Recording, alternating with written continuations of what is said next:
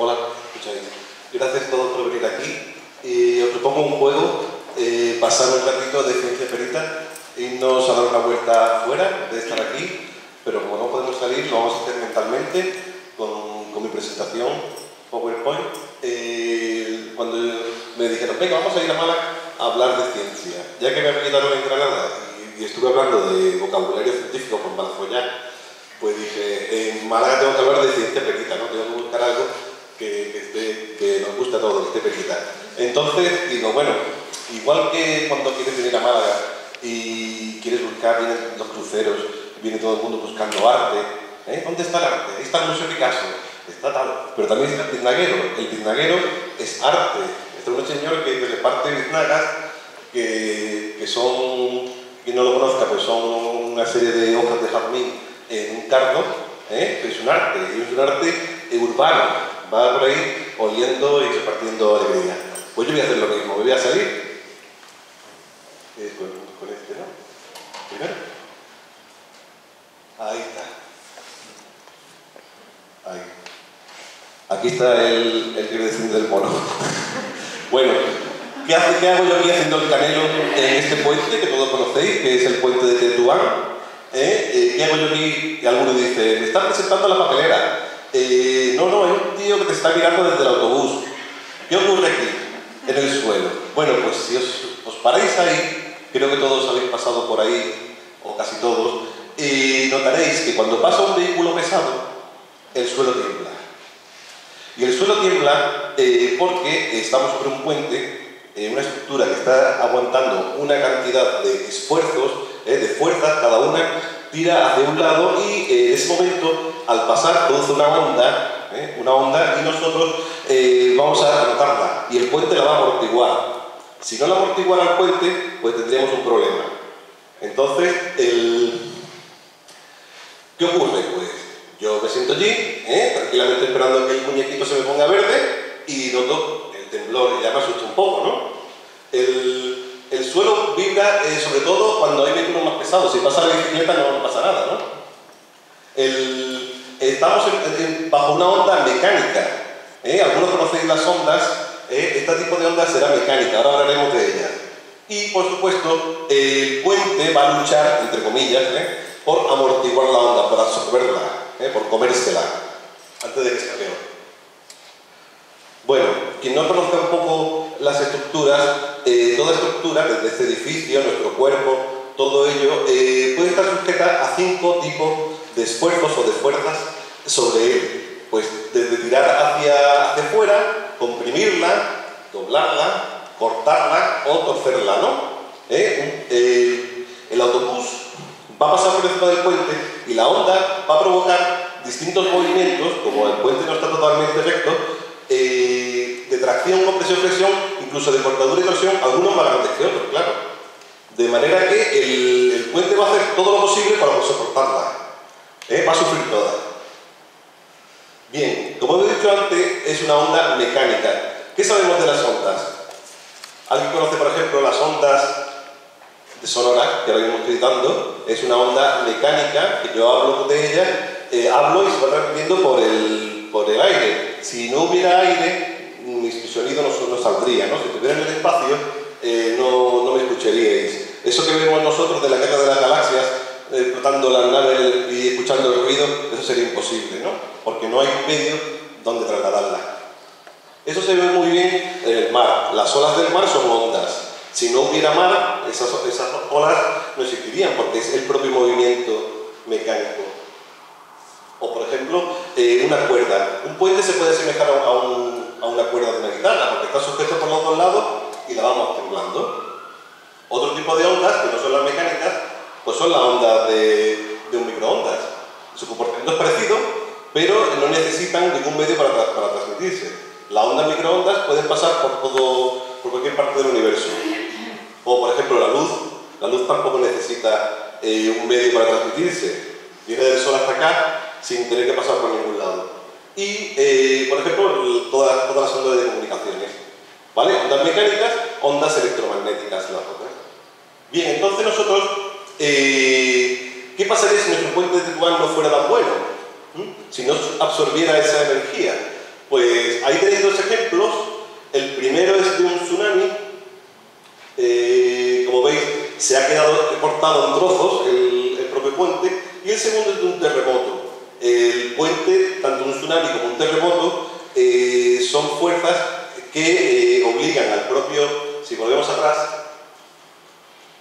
aquí, ¿veis? Yo puedo hacer la estructura de forma que aguante una tracción o aguante una torsión, pero a lo mejor no está preparada para una compresión o para una flexión. Entonces, nuestro puente puede aguantar ciertas fuerzas y en ciertos sentidos durante un tiempo. Entonces, ¿qué pasa si un puente no soporta esa vibración de la onda? ¿Qué puede pasar? ¿Puede esa onda provocar que el puente se mueva? Pues tenemos un caso ejemplar, que es el puente de Tacoma Narrow, o fue el puente, porque creo que va a morir en breve instante, donde este puente sufrió el esfuerzo constante y periódico. Lo voy a pasar a un vídeo, donde veréis el puente del Tacoma Narrow se creó en 1940, se inauguró en julio.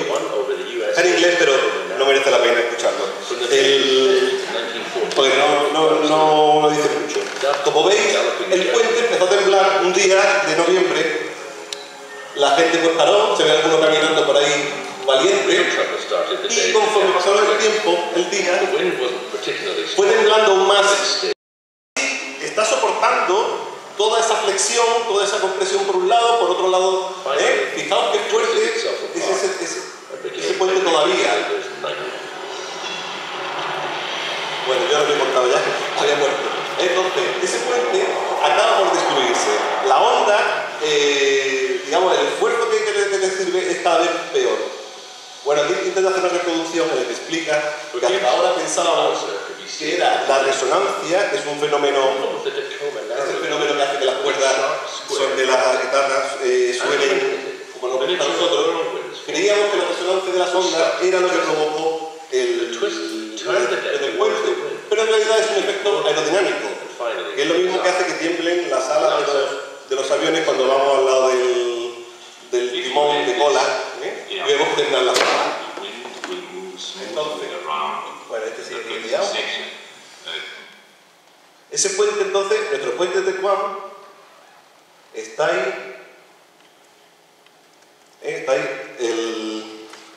ahí, cada vez que nosotros pasamos por él, estamos sufriendo la maravilla de la ingeniería y del equilibrar todas esas fuerzas, de amortiguarlas y de superarlas. Bueno, voy a seguir caminando, ¿no? Vamos del puente de Tetuán y nos vamos al Parque Picasso. Si todos conocéis esas tripas que hay ahí, ¿alguien conoce el nombre? ¿El autor? No, por ahí no, Alejandro.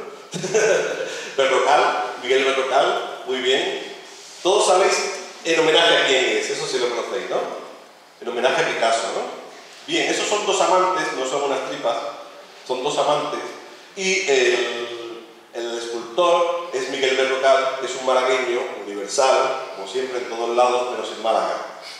El Berrocal nació en Villanueva de Algeiras, donde tiene su taller, que es digno de ver, y pronto se inaugurará su propio museo pictórico. Como veis, la obra de Berrocal escultórica es muy compleja y tiene mucha relación con las matemáticas, aunque parezca que no. ¿Cómo? Bueno, vamos a ver. Vamos a ver. En principio, Miguel Berrocal es un hombre que nace en la posguerra, vive en una Málaga, pues él es hijo de médico, pero la Málaga pues no, es Málaga pobre. ¿Qué hace él? Esculturas. ¿Cómo las hace? Con lo que se encuentra. ¿Qué se encuentra? Pues una azada, un yunque, cualquier cosa que le viene bien. Y él hace las esculturas, las fabrica. ¿Este es el puntero? Pues el puntero, como veis aquí, esto es una parte de una azada, de un arado. Pues él modela lo que es el espacio. En realidad, la figura no sirve para nada, sino que él lo que nos quiere modelar es el espacio, lo que hay dentro. La escultura es el aire, no es la propia... Eso es muy interesante. Pero es que en el desarrollo de Berrocal, de llenar el espacio, se dedica a hacer figuras cada vez más complejas y que se desmontan. ¿Veis aquí? Esta figura se desmonta, a veces incluye sorpresas dentro. Hay un torso que tenga dentro una gema o tenga un cubo de Rubik, una cabeza. Y cada una de esas piezas se desmonta y es una obra de arte en sí. A esta, por ejemplo, la podéis haber visto aquí hace 2 o 3 años. Es un torso de la serie Almogávar que veis como está dentro de un yunque. ¿Veis ahí el yunque? Pues con figuras, con objetos cotidianos, digamos, que al desmontarlos son obras de arte en sí, hacen unos rompecabezas. ¿Qué tiene que ver eso con las matemáticas? Bueno, vamos a ver. Aquí voy a enseñaros uno. Este de aquí es Alejandro, ¿no? En honor a Alejandro. Como veis, esto de aquí, esta figura se descompone en todas estas piezas en un trabajo sobre los años 70, 60, 70, donde no tenía ni siquiera ordenador. O sea, para esta persona haga este estudio, ya es un trabajo terrible de hacer piezas y de convertirlo en un puzzle. Que puedes tirarte horas haciendo ese puzzle.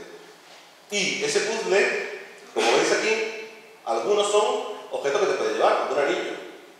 ¿Veis ahí? Todos estos son anillos que puedes llevarte y de hecho su idea era que la gente lo decorara, ¿no? Estas figuras que él hacía algunas en metales preciosos como oro, con gemas, para edición limitada y otras en plástico o metales menos caros para que todo el mundo pudiera tener su propio puzzle. ¿Qué se parece ese puzzle? Pues estos puzzles chinos, no sé si vosotros conocéis estos puzzles pequeños que uno se los compra, lo desarma y no lo puede volver a armar. Yo tengo uno como este, desarmado. Bueno, como veis, los puzzles chinos tienen una característica muy graciosa, que es que no tienes por qué fabricar uno en sí propio, sino que puedes fabricar distintos tipos de puzzles. Fijaos que este de aquí es un puzzle igual que este. Todos forman este. Puedes variar un poco cada una de las pequeñas ranuras. Esos puzzles son muy parecidos a los que hace Berrocal, por ejemplo, en el Big Richelieu. Fijaos esta figura, lo grande que es, cada una de estas piezas desmontadas y se montan en este pedazo de monstruo que creo que tenemos aquí. Vamos a animarnos, no con Big Richelieu, pero sí os lo voy a animar con el propio Alexander. Vamos a ver.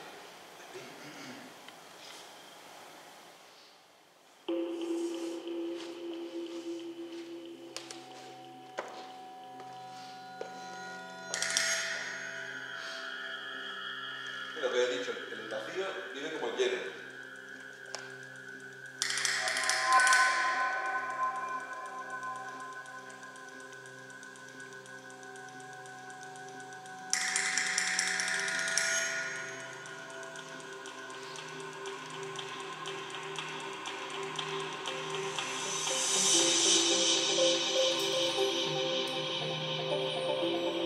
¿Veis el desmontaje aquí?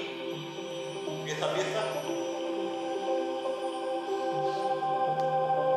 Puedo asegurar que eso no se quedan así, que eso hay que algunas veces desenroscarla, tirar hacia arriba, hacia abajo.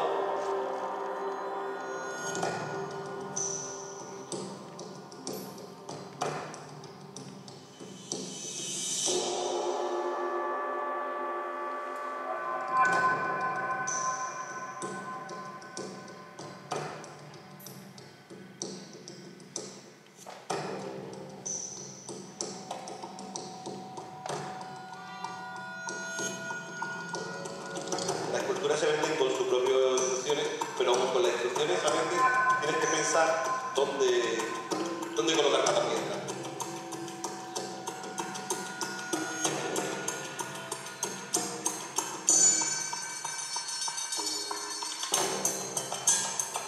Incluso desmontada, sin montar entera, el vacío el vacío de la figura es una estructura en sí.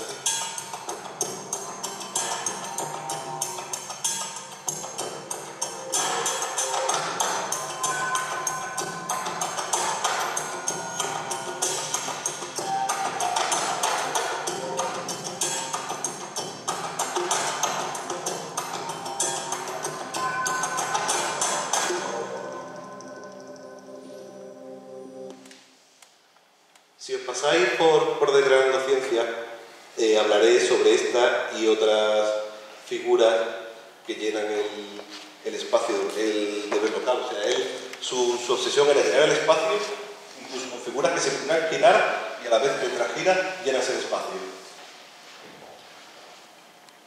Bueno, esta de aquí, por ejemplo, os voy a dar una curiosidad. Esto es una vajilla que se descompone, que se une y se juntan todas y forman una caja.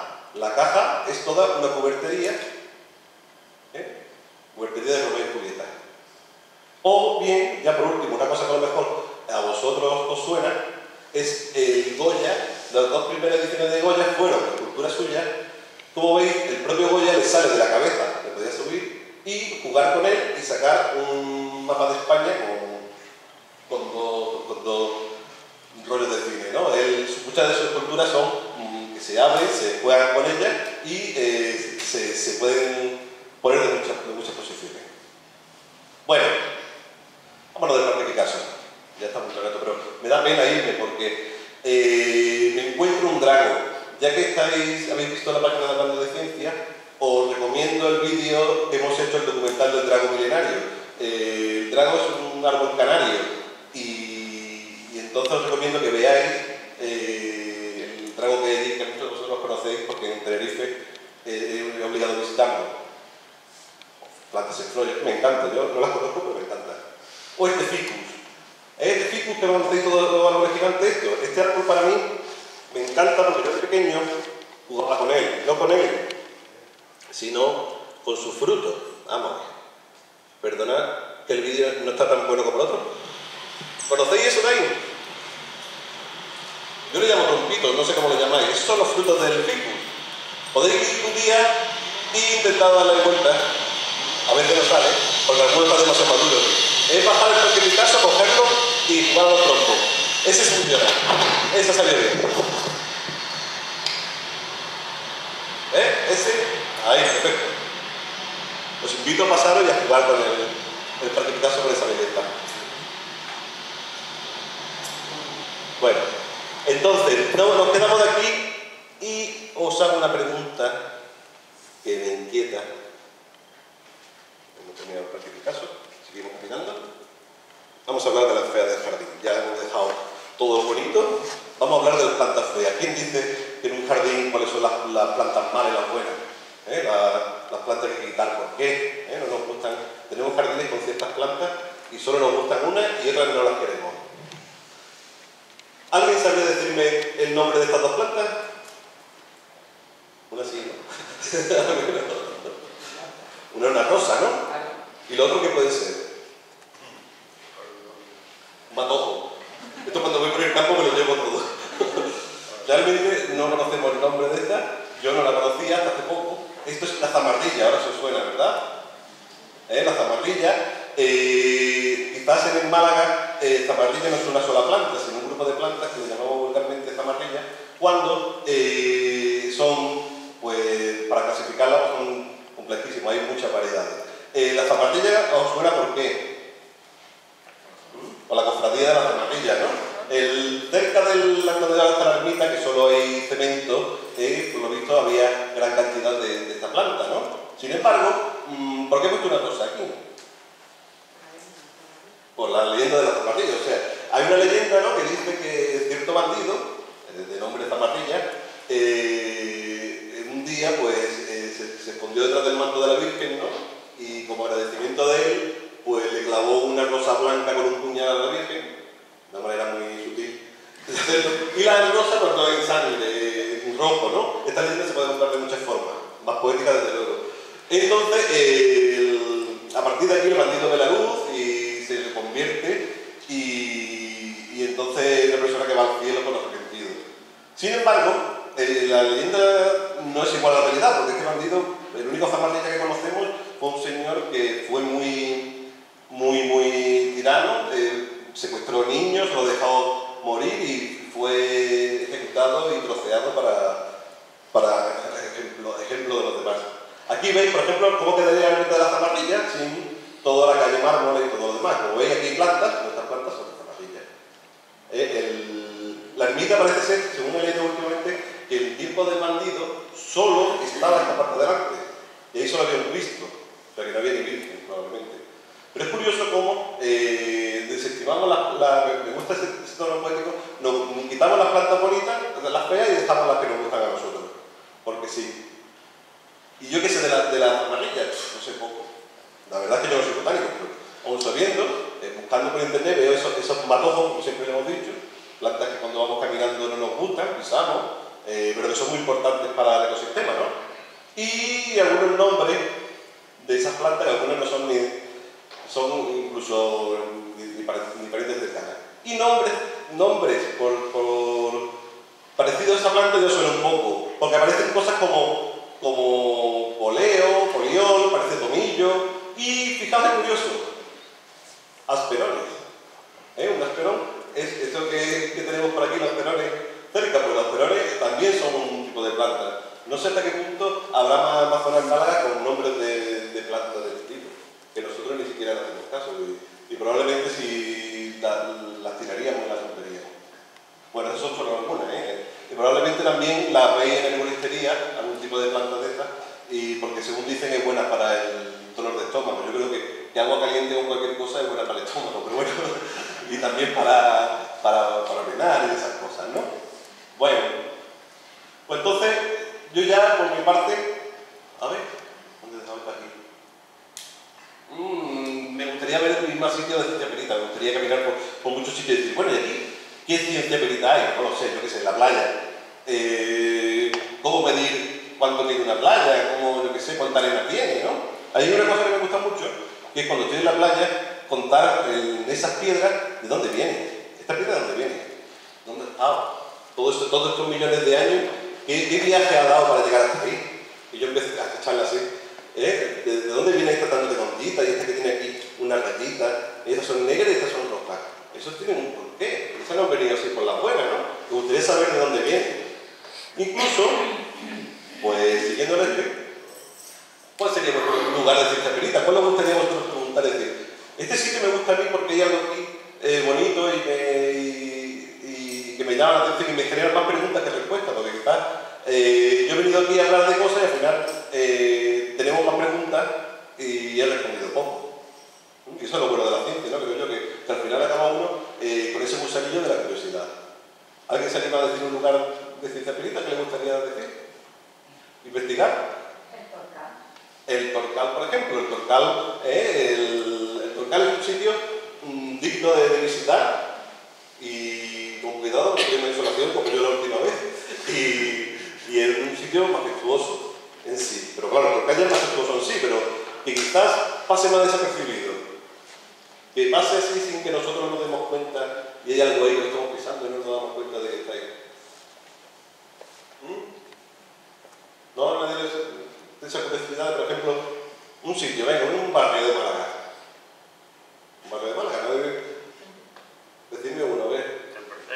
El Perchel, el Perchel puede haber muchas cosas. Por ejemplo, ¿qué parte del Perchel llegaba al mar, a la altura del mar? ¿Y hasta cuándo, no? Porque Málaga se ha ido generando poco a poco comiendo el terreno al mar, ¿no?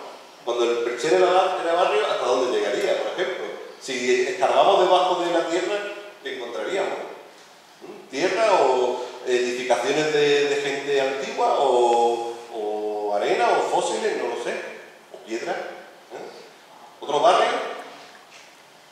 ¿Qué vamos a ver? ¿Los montes de Málaga?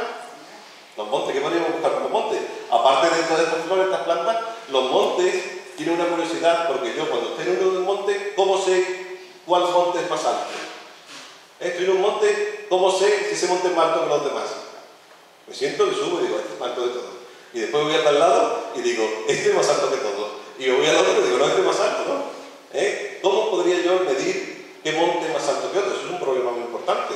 Es un problema de optimización. Cuando yo estoy buscando una solución de un problema, necesito saber cuál es el punto más alto, el punto más fuerte, el punto más caro, más barato. Pero es un problema de optimización. ¿Algún lugar más? Bueno, pues venid a Degradando Ciencias, contaré un poco de Miguel Berrocal y de otro sitio que no es tan mala, que está en Fuengirola, que es un mural de Manuel Barbadillo. Si alguien conoce a Manuel Barbadillo, es un pintor, no escultor, o un artista más que pintor, que en vez de utilizar el compás y la regla como Berrocal, empezó a utilizar ordenadores cuando no había ordenadores. O sea, había pues unas máquinas terribles que sacaban números con una impresora y las máquinas ocupaban como todo esto. Entonces, sobre